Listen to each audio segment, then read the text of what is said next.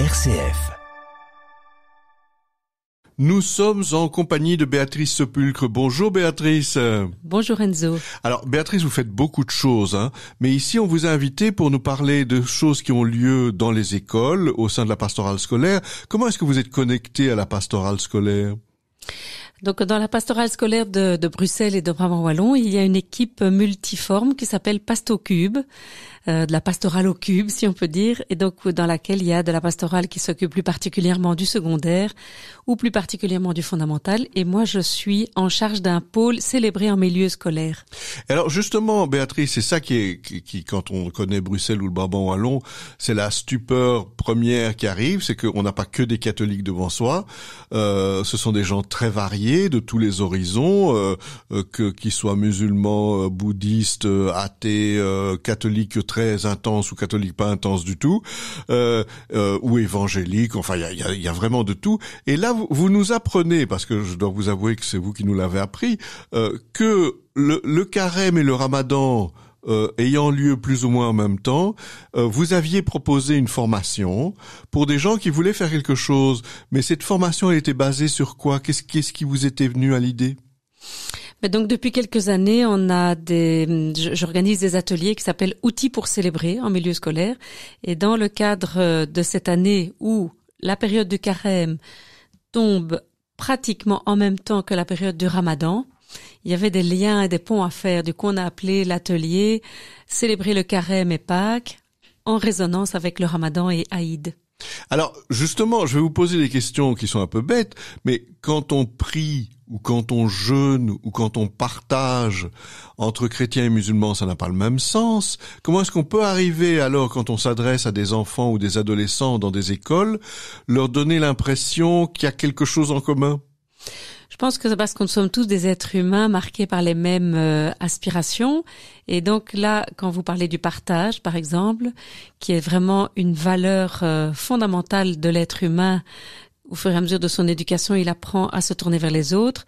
Alors après, on peut lui donner un sens qui est un petit peu plus particulier en fonction de sa croyance et de son appartenance, mais il y a comme ça des grandes composantes de l'être humain que nous partageons en fait avec toutes les personnes qui ont des croyances différentes, et c'est ça qui est intéressant, c'est d'arriver à leur donner, de créer des espaces pour que dans les écoles, même si on a des sensibilités différentes et des croyances différentes, on puisse se retrouver sur des valeurs fortes qui nous construisent en humanité. Ça veut dire que la pastorale scolaire n'est plus ou n'a jamais été le fait de faire de l'aumônerie uniquement pour les élèves qui sont vraiment catholiques ? Alors c'est certain que la pastorale scolaire a longtemps été de pouvoir aider les catholiques à célébrer leurs différentes périodes durant l'année, et au fur et à mesure de l'arrivée dans les écoles d'élèves qui avaient des croyances très variées, ça a été un enrichissement en fait pour la pastorale, et aussi une source de questionnement. Tout comme il y a été une source de questionnement de se rendre compte que beaucoup de chrétiens n'étaient plus du tout à l'aise avec les célébrations chrétiennes, un peu comme Monseigneur de Kessel le disait, sont vraiment sortis de la chrétienté, et on ne peut plus imaginer une école où on imposerait à tout le monde d'être chrétien.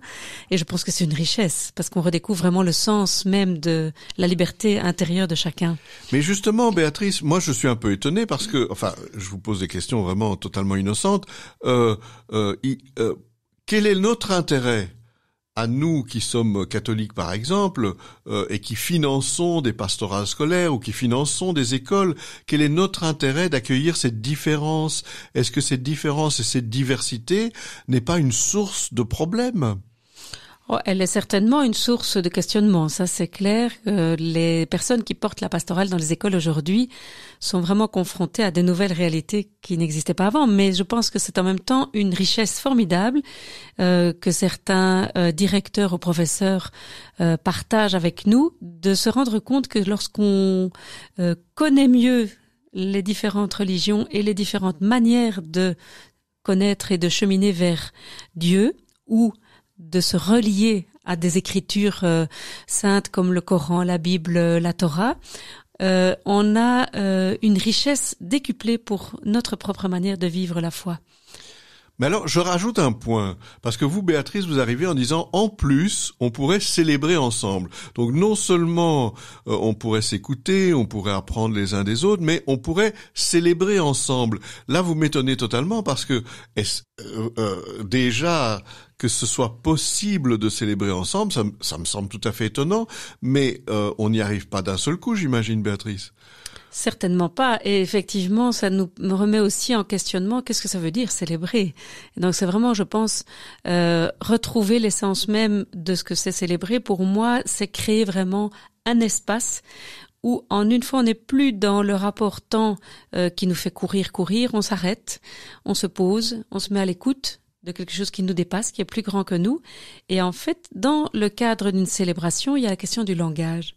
Et le langage des célébrations, il évolue vraiment en fonction de la manière dont on vit aujourd'hui, notre rapport à l'histoire, notre rapport au monde, notre rapport aussi à la violence, à la manière dont on peut concevoir une religion qui pourrait tout à coup s'imposer à l'autre. Et on redécouvre en essayant, parce que c'est vraiment un défi, de célébrer ensemble, combien il est important de se visiter. Donc, par exemple, nous avons eu une célébration dans une école primaire, et c'était une école dans laquelle il y a un très grand nombre d'autres croyances que de chrétiens, et puis des chrétiens qui sont peut-être moins habitués même eux-mêmes avec leur propre religion, parce que les parents n'ont plus l'occasion de pratiquer comme avant. Donc il n'y a pas eu une transmission. Donc les enfants redécouvrent au fond par l'école quelque chose de leur histoire, de leur origine. Et puis alors on crée, par exemple là donc pour Noël, l'institutrice voulait créer une Eucharistie. J'avais dit mais c'est difficile parce qu'il y a beaucoup de musulmans. Et cette institutrice a dit non, je pense que c'est intéressant d'avoir l'occasion de faire connaître aux musulmans comment nous prions. Et donc nous avons créé, moi ce que j'ai appelé, peut-être un peu en cherchant comment appeler ça, c'est une célébration qui est hospitalière. Une sorte d'exhibition. Je me montre en train de célébrer et j'accueille en hospitalité, j'accueille les autres. Mais ça veut dire en se montrant, mais en tout cas en donnant du sens à ce qu'on vit, mais en faisant en sorte que les personnes qui sont d'une autre religion puissent se sentir tout à fait à l'aise. Et donc l'idéal, ce serait qu'on puisse faire ça dans différentes religions, d'avoir des moments où on a des célébrations hospitalières, mais aussi, je pense qu'on peut aussi célébrer ensemble sur des thématiques. Donc par exemple, les musulmans, quand ils accueillent un enfant, qu'ils le baptisent, ils leur donnent un nom et on fait une fête. Parce que l'enfant a reçu un nom qui a au fond été inspiré par Dieu dans leur croyance. Nous avons le baptême chrétien qui nous relie vraiment à la mort et la résurrection de Jésus et nous fait rentrer dans une vie nouvelle. Donc c'est une autre couleur, mais nous avons aussi reçu un nom à notre baptême. Et beaucoup de passages de la Bible disent « Ton nom est gravé dans la paume de ma main ». Tu es précieux à mes yeux, nous sommes une personne unique, créée pour refléter quelque chose de Dieu. Et je pense que là, il y a des pistes à inventer. On pourrait imaginer de célébrer la grâce d'avoir reçu un nom. Mais alors, quand vous dites langage, il s'agit pas juste du langage verbal. J'imagine qu'il y a la créativité de toutes les formes d'art visuelles, même des choses qu'on fait avec les mains, qu'on plie. Enfin, je ne sais pas. J'imagine que quand on dit qu'on partage un langage ou qu'on échange un langage, c'est pas juste l'échange de principes, d'idéologie. C'est vraiment ça la chance, je crois, d'être dans un cadre de célébration parce qu'on peut valoriser tous les sens. Alors nous avons par exemple évidemment les mots, donc la manière dont on parle et dont on dit les choses, dont on les prononce, on les proclame, mais la musique bien sûr, le chant, mais il y a aussi la gestuelle, les attitudes de la prière. On peut aussi s'inspirer de comment chaque croyance, religion a ses attitudes, les comprendre, peut-être les partager, peut-être aussi être dans la recherche de comprendre les symboles qu'on utilise. Et d'ailleurs avec mes collègues, donc Latifa El Hamdi que vous avez déjà reçu je crois ici, et Marie Hubermont, nous avons le projet et nous sommes déjà occupés à animer dans les écoles des ateliers d'immersion symbolique. Donc c'est un peu comme on dirait une immersion dans une autre langue. Ici, on appelait ça immersion symbolique, immersion religieuse en fait. Et donc les écoles peuvent faire appel à nous. Ce sont des temps qui seront intéressants pour après pouvoir peut-être permettre des temps de célébration. Oui, je vais vous rappeler d'ailleurs le partage de nourriture et surtout les desserts. Hein. Donc, il faudra pas oublier ce point-là, Béatrice. Et alors, est-ce que vous auriez des suggestions à nous faire? Imaginez-vous, voilà, on est dans notre école, on va arriver vers Pâques. Qu'est-ce qu'on pourrait faire? Est-ce qu'il y a des musiques qu'on pourrait diffuser? Est-ce qu'il y a des choses qu'on pourrait dire? Qu'est-ce qu'on pourrait faire?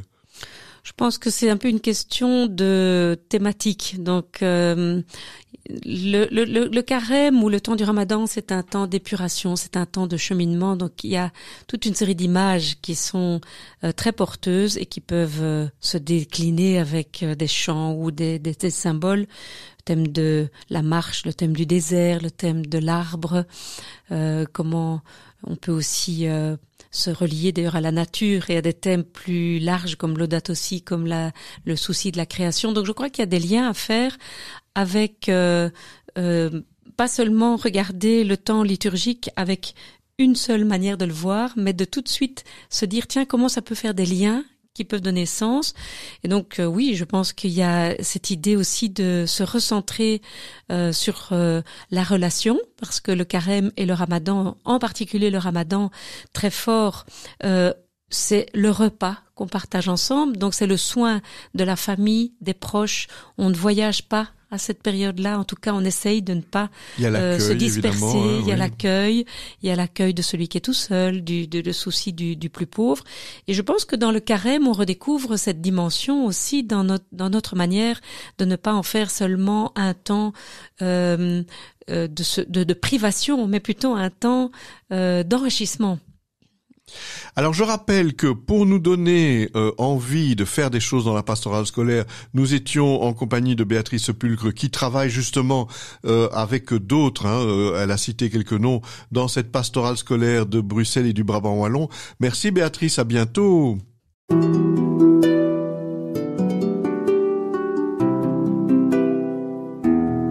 Au fil de la vie, Enzo Bordonaro. Ici Enzo Bordonaro, je reprends un peu la parole pour vous demander un retour, si vous avez le temps, de nous écrire une carte postale sur l'émission Au fil de la vie que vous venez d'entendre. N'hésitez pas à nous l'envoyer. Je vous rappelle l'adresse RCF Bruxelles, rue de la Linière 14 1060 Bruxelles, parce que nous avons toujours besoin de retours, nous avons besoin de gens qui nous disent ce qu'ils aiment dans nos émissions ou ce qu'ils voudraient entendre. Je vous rappelle également que vous pouvez écouter nos émissions en différé cette fois-ci, non seulement sur notre site rcf.be avec évidemment l'onglet de Bruxelles, mais aussi sur d'autres pages de réseaux sociaux comme Facebook, Instagram, LinkedIn, Spotify ou encore d'autres pages de réseaux sociaux. N'hésitez pas à nous laisser un message. À bientôt.